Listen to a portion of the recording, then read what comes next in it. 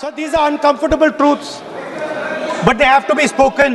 राहुल गांधी ने मंगलवार को लोकसभा में चुनाव सुधार पर करीब 28 मिनट की स्पीच दी। राहुल गांधी ने आरोप लगाया कि आरएसएस और बीजेपी देश की संस्थाओं पर कब्जा कर रही है। इनमें चुनाव आयोग, ईडी, सीबीआई, आईबी और इनकम टैक्स डिपार्टमेंट शामिल हैं।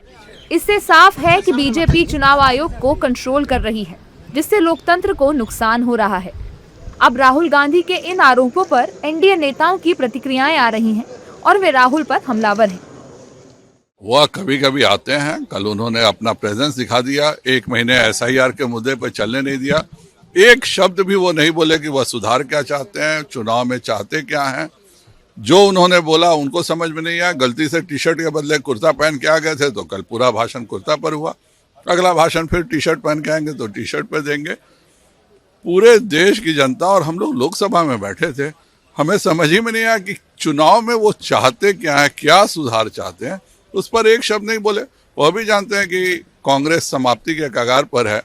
आए, चेहरा दिखाए और विदेश घूमे, इस देश में रखा उनके लिए कुछ नहीं। देखिए, जहाँ जिस प्रदेश में हम लोग काम करते हैं, जिस नेता के नेतृत्व में नीतीश कुमार जी के, बिहार के अंदर कोई गलत नहीं होने वाला है।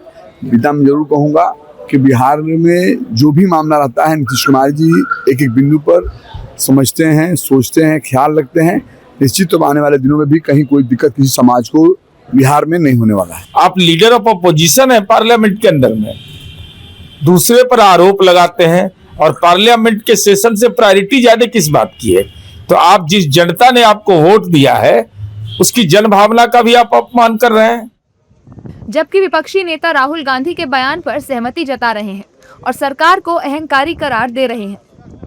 सदन के अंदर सरकार में बैठकर सारे संस्थाओं को अपने जेब में रखने वाले लोग, उस चुनाव का क्या मतलब है कि जो गृह मंत्री प्रधानमंत्री बनकर मिलकर चुन ले, तो फिर लीडर ऑफ अपोजिशन को भी नहीं होना चाहिए।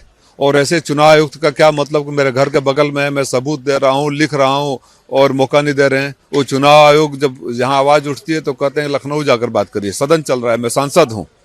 अगर इन लोगों के नजरों में इस पार्लियामेंट की इज्जत नहीं है, अहंकारी है, तो इसकी जिम्मेदारी सरकार है। ये सरकार जिसे कहा जाए ना काफी मोटे चमड़े वाली बन चुकी है और जिसे कहा जाए इनको कोई असर नहीं होने वाला है।